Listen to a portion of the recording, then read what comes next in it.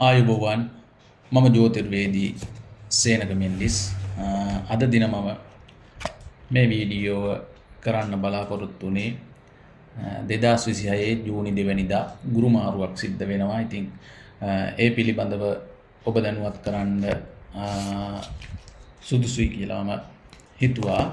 එතකොට මේ ගුරු ගහයා කියන්නේ ග්‍රහලෝකයේ පුරෝහිත. එතකොට ගුරු ගහයා අපි හඳුන්වන්නම් බ්‍රහස්පති ගහයා හැටියට.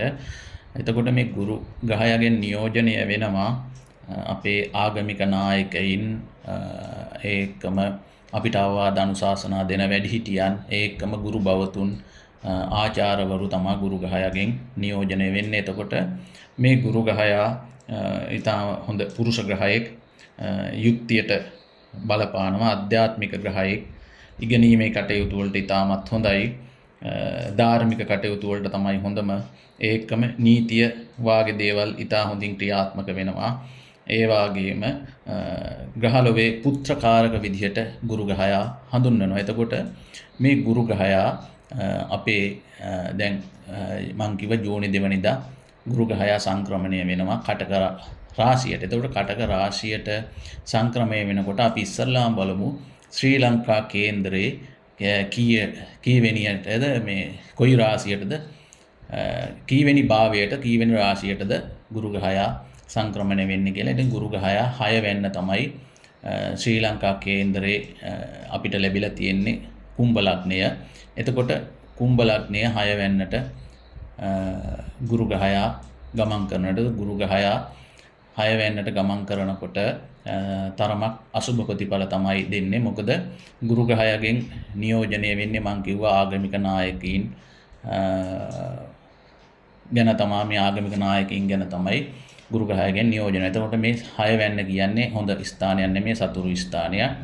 ගුරු ගහයා 6 වෙන්නට ගමන් කරපුවාම එතකොට 6 වෙන්නෙන් කියවෙන සතුරු බලවේග ක්‍රියාත්මක වීම වෙනවා. එතකොට රටේ ආගමික නායකයින්ට තරමක් අසුබ කාල සීමාවක්, අපහාස උපහාස ලබන්න වෙනවා, නීතිය ක්‍රියාත්මක වෙනවා හරියටම.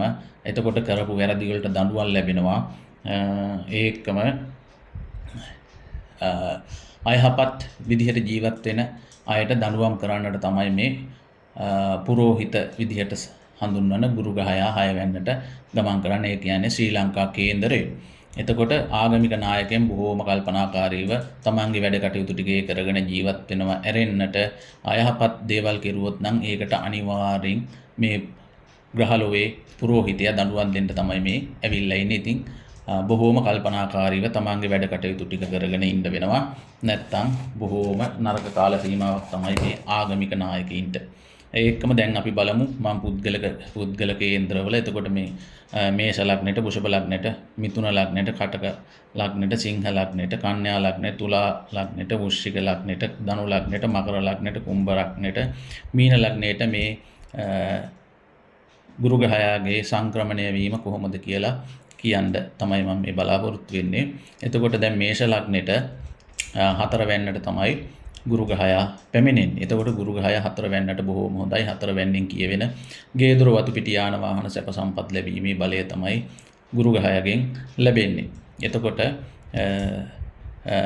එතකොට මේ මේෂ ලග්නයට සෙනසුරු ඒරාෂ්ටක අපලයක් මේ කාල සීමාව තුළ ගත කරන්න වෙලා තියෙනවා. එතකොට තමන්ගේ ඒ ලැබෙන ගුරුගෙන් ලැබෙන බලය තරමක් අවම වෙන්න පුළුවන් මේ ඒ රාෂ්ටක තත්ත්වයින්ද. ඉතින් තමන්ගේ ආගමානුකූල සාත්වික ප්‍රතිකර්ම තුලින් සෙනසුරුගේ බලය අවම කරගෙන ඒ ගුරුගෙන් ලැබෙන බලය වැඩි දියුණු කරගන්න. වෘෂභ ලග්නයට පැමිණෙනවා. වෘෂභ ලග්නේ 3 වෙන්නට, ඒ කියන්නේ වික්‍රම ස්ථානයට ගුරු ගහයා පැමිණීම ඉතාමත් හොඳයි. තමන්ගේ වික්‍රමය, හැකියාව, සහජ දක්ෂතාවය, හැකියාව තුලින් ඉදිරියට යන්න හොඳයි. නමුත් අර 100% ප්‍රතිඵල නොලැබී යන්නට පුළුවන්. මොකද වෘෂභ ලග්නෙට ගුරු ගහයා සතුරු ගහයෙක් බැවින්. එතකොට මිථුන ලග්නෙට දෙවැන්නට ගුරු ගහයා පැමිණෙනවා. දෙවැන්නත් හොඳා ලග්නය පෝෂණය කරනවා. එතකොට ගුරු ගහයාගේ පැමිණීමෙන් තමන්ට ආගමානුකූල කටයුතු, පරලොව දියුණුව ඇති කරගන්න, දානමාන ආදී කුසල කර්ම වලට යොමු වෙන්නට හොඳ කාල සීමාවක්. එතකොට කටක ලග්න හිමියන්ට තමයි වඩාත්ම හොඳ. එතකොට ලග්නෙට ගුරු ග්‍රහයාගේ පැමිණීම ඉතාමත් හොඳයි. එතකොට අර ආගමානුකූල කටයුතු කරගන්න, තමන්ගේ බලාපොරොත්තු අනුව ඉෂ්ට කරගන්නට, දෙවියන්ගෙන් ලැබෙන ආශිර්වාදය ලබා ගන්න හොඳ කාල සීමාවක් තමයි කටක ලග්න හිමියන්ට ලැබෙන්නේ. ආගමානුකූල සාත්වික ප්‍රතිකර්ම තුලින් මේක වඩාත් දියුණු කරගන්නට පුළුවන්. සිංහ ලග්න හිමියන්ට 12 වෙනිදාට තමයි ගුරු ග්‍රහයා පැමිණෙන්නේ. ගුරු ග්‍රහයා 12 වෙනිදාට තරමක් විසිරවන සුළු නිසා 100% ප්‍රතිඵල නොලැබී යන්නට පුළුවන්. මොකද සිංහ ලග්නයට සෙනසුරු ලග්න අෂ්ටම ඒරාෂ්ටකයක් ගත කරන බැවින්, ඒකම කන්‍යා ලග්නයට අයස්ථානයට ගුරු ග්‍රහයා පැමිණෙනවා. අයස්ථානයේ ගුරු ග්‍රහයා උච්ච වීම හොඳයි. තමන්ගේ වෙළඳ ව්‍යාපාර කටයුතු සාර්ථකව කරගන්න ව්‍යාපාර කටයුතු කරන අයට බොහොම හොඳයි. කන්‍යා ලග්නෙට ගුරු ග්‍රහයාගේ පැමිණීම. ඒක තුලා ලග්නෙට 10 වෙනිදාට සෙනසුරු සමාවෙන්න ගුරු ග්‍රහයා පැමිණෙනවා.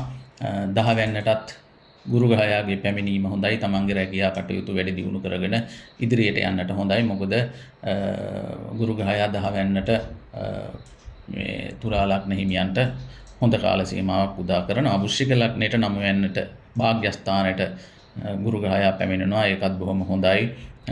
භාග්‍යස්ථානයේ ඉඳන් ලග්නෙ දැකීම හොඳයි. පෙරපින් බලය වැඩි දියුණු කරගෙන දිව්‍යයන්ගේ විශේෂ ආශිර්වාදයක් ලබා ගන්නට හොඳ කාල සීමාවක් කියලා මට කියන්න පුළුවන්. ධනු ලග්න හිමියන්ට 8 වෙනිදාට ගුරු ග්‍රහයා උදා වෙනවා. එතකොට ධනු ලග්න හිමියන්ට ගුරු ග්‍රහයාට ධනු ලග්නයේ 4 වෙනි අයිතියක් තියෙනවා. එතකොට 4 වෙනි ආධිපති 8 වෙනිදාට ගමන් කිරීම ඉතාමත් හොඳයි. එතකොට 8 වෙනියේ සිට 4 වෙනිදා දකින්නවා. ඒත් අර ගේදොර වතු පිටි යාන වාහන සැප සම්පත් ලැබීමේ බලය තියෙනවා. තමන්ගේ බලාපොරොත්තු අරමුණු ඉෂ්ට කරගන්න, විවාහ කටයුතු වාගේ දේවල් ඉෂ්ට කරගන්න හොඳ කාල සීමාවක් තමයි ගුරු ග්‍රහයා 8 වෙනිදාට ගමන් කිරීම. මොකද 4 වෙනි ආධිපති 8 වෙනිදාට ගොස් 4 වෙනිදා දැකීම ඉතාමත් හොඳ ත්‍රිකෝණ දෘෂ්ටියක් ලැබෙනවා. ඒකත් බොහොම හොඳයි. මකර ලග්නෙට 7 වෙනිදාට තමයි පැමිණෙන්නේ. 7 වෙනිදාට ගුරුගේ පැමිණීමත් නරකක් නෑ. මොකද සහායට Tamanට සහායට ලැබෙනවා. ඒ කියන්නේ තමන්ගේ සහායකයා හා සහායිකාව ගැන තමයි කියවෙන්නේ. එතකොට පිටස්තර බලවේගවල උදව් උපකාර ලැබෙන කාල සීමාවක් මකර ලග්නෙට. නමුත් අර ලග්නාධිපතිගේ සතුරෙක් නිසා තරමක් බලය හීන වෙන්න ඉඩ තියෙනවා. නමුත් තමන්ගේ සාත්වික ප්‍රතිකර්ම තුලින් ওই සියලුම දේ ජය ගන්නට පුළුවන්. කුම්භ ලග්නේ හිමියන්ට සෙනසුරු ඒරාෂ්ටකයක අවසාන අවුරුදු 2කමාර ගත කරමින් ඉන්නවා. එතකොට ගුරු ග්‍රහයා 6 වෙනිදාට පැමිණීම තරමක් අසුබ කාල සීමාවක් වෙන්න ඉඩ තියෙනවා. මොකද 6 වෙනින් කියවෙන සතුරු බලවේග මර්ධනය කරගෙන ඉදිරියට යන්නට පුළුවන්. නමුත් අර යටිබඩ ආමාශගත රෝගාබාධ ඒරාෂ්ටක තත්ත්වයක් තින්ද තරමක් අසුබ කාල සීමාවක් වෙන්න ඉඩ තියෙන නිසා සාත්වික ප්‍රතිකර්ම කරගන්න ඕනේ. මීන ලග්නෙට 5 වෙනිදාට එනවා. ඉතාමත් හොඳයි. පෙරපින් පළ දෙන ග්‍රහය පෙරපුන් පින් ස්ථානෙට පැමිණලා ඉන්නවා. එතකොට තමන්ගේ පෙරපින් බලය ඇති කරගෙන ගේදොර වතු පිටි යාන වාහන තමන්ගේ ලෞකික දියුණුව උදා කරගන්නට හොඳ කාල සීමාවක්. ඒ වගේම මං කිව්වා ගුරු ග්‍රහයා පුත්‍රකාරක ග්‍රහයා හැටියට දරුඵල නොලැබී මෙච්චර කල් පීඩාවෙන් හිටපු අයට ගුරු ග්‍රහයාගේ පැමිණීම මේ උච්ච වීම ඉතාමත් හොඳයි. තමන්ට දරුඵල සිහිනය සබා කරගන්නට ස්ත්‍රීන්ට හොඳ කාල සීමාවක්. විශේෂයෙන්ම බෝධි පූජා, දේව පූජා තුලින් ඒ තමන්ගේ බලාපොරොත්තු අරමුණු ඉෂ්ට කරගන්න හොඳ කාල සීමාවක් කියලා මට කියන්න පුළුවන්.